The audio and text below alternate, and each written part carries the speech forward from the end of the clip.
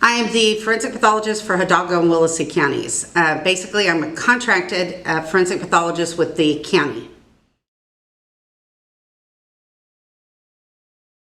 So a forensic pathologist is basically a physician. We have to be licensed in the state of Texas or in any state that we're going to work in, just like any other physician. Pathology is just the study of disease, but pathologists usually work at a hospital or for a laboratory. So a pathologist is someone who looks at slides of tissue and determines if someone has cancer or leukemia. They also read laboratory results and also looking for disease processes. But after I finished the 4 years of pathology, I wanted to specialize in forensic pathology. So forensic pathology is a subspecialty in the field of pathology, and when you go into forensics, you deal only with the autopsy part of pathology. So you no longer are looking at surgical path or running laboratories. Now you do autopsies for usually counties, and we're usually medical examiners. So we're usually in a county that's large enough to have a medical examiner's office, and in that county we're called medical examiners. Once we become forensic pathologists, or once I did that, now all I do for a living is autopsies. I do autopsies for county-ordered justices of the peace. So in this county we have, I think, 9 justices of the peace, and the justice of the peace will order the autopsy. So it comes on an authorization form where he or she will order the autopsy, and once we get that form, then we do the autopsy. So Hidalgo County has no medical examiner's office. We work under the JP system. And so I'll do the autopsy, and then I give the justice of the peace the cause of manner of death for the death certificate.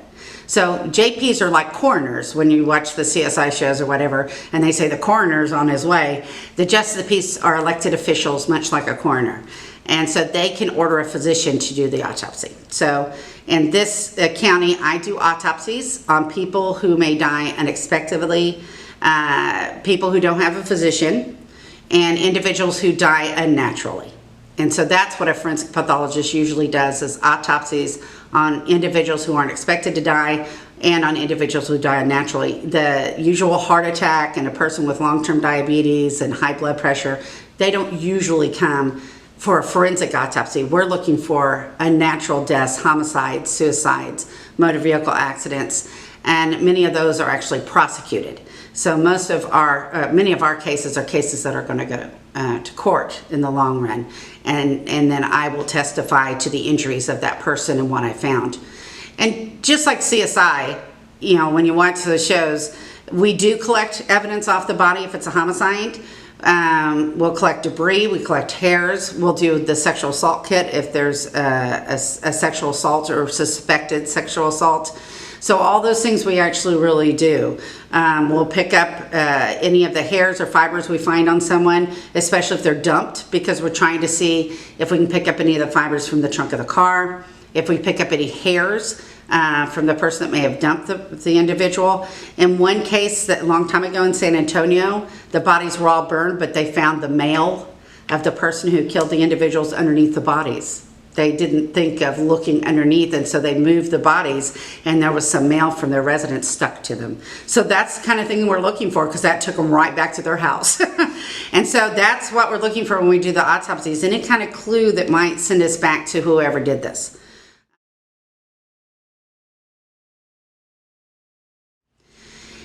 Each day here as part of my job, like I have my own call phone with me right now. I take call up until 11 o'clock. We have justices of the peace, and they are so busy. They get called on every death in the county. So the hospitals call them, the police departments call them. And since they're kind of running the death investigation, they get called first.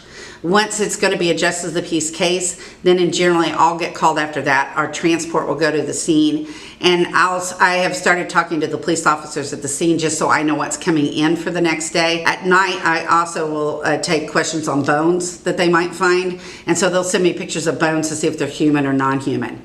Once I get to the office, I know every case up until 11 o'clock. And then my office manager will then talk to the police agencies on the cases that came in overnight. So from 11 to 8, and she'll get the investigative information on those cases. So one after another, like today, I just stay in the morgue all day until we're finished. with each case that came in. And some days, like today, it's very busy, and we'll have 6 or 7 cases, and other days we may have 1 case or 2 cases or nothing. The holidays, it tends to pick up, so we tend to do 5 or 6 cases on those days. Once I finish the autopsies, then I have to go put the cause and manner of death out for the justice of the peace. So that's what I was doing today. I go and put the cause and manner of death out so the JP can sign the death certificate, and then I dictate all those cases.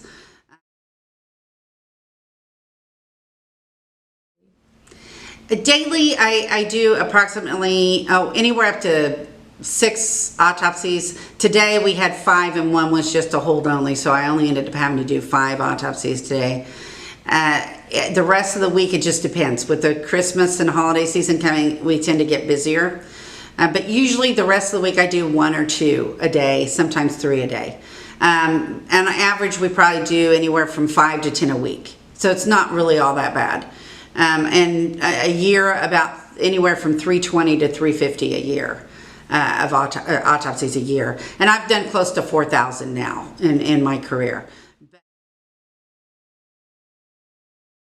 What makes a good forensic pathologist is just a person who, studied and understood their medical school and then continued in pathology and can do, we have to look at slides, so you have to be able to diagnose disease processes under the microscope.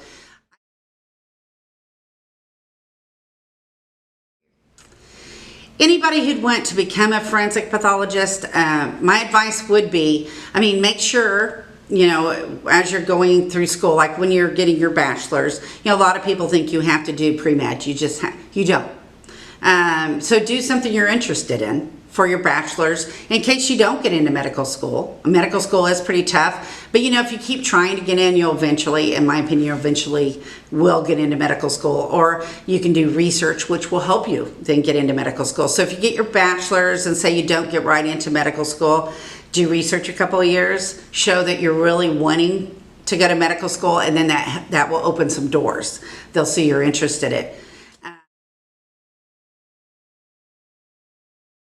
A forensic pathologist is a medical examiner, and after that fellowship, which was 1 year, then I became board certified. So to be a physician, you have to take tests. To be a pathologist, you have to take tests, and then to be a board certified forensic pathologist, 1 more test, and then you become board certified by the American Board of Pathology. So in this state, I've got my medical license, and I'm board certified in the combined anatomic and clinical pathology.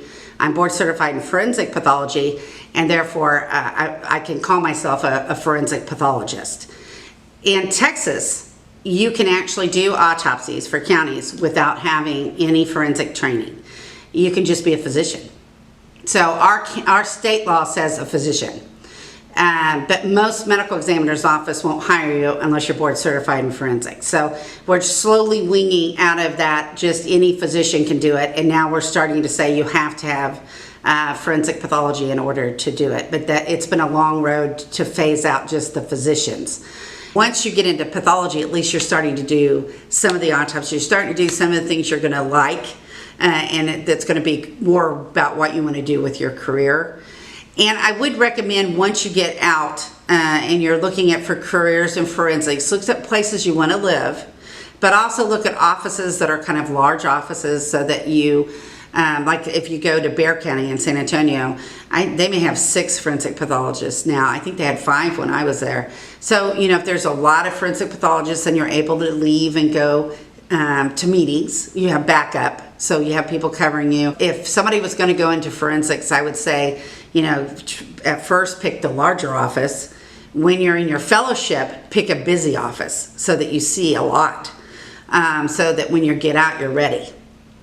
And don't be afraid to ask questions when you're first starting out. When you're doing your fellowship that year, that's the time to ask all the questions, because you may end up in a place by yourself and there's no one to ask. So during that year, when you're looking at stuff, ask questions. The forensic pathologists are very nice. The medical examiners, they'll answer those questions for you. That's when you're learning. But pick a busy office.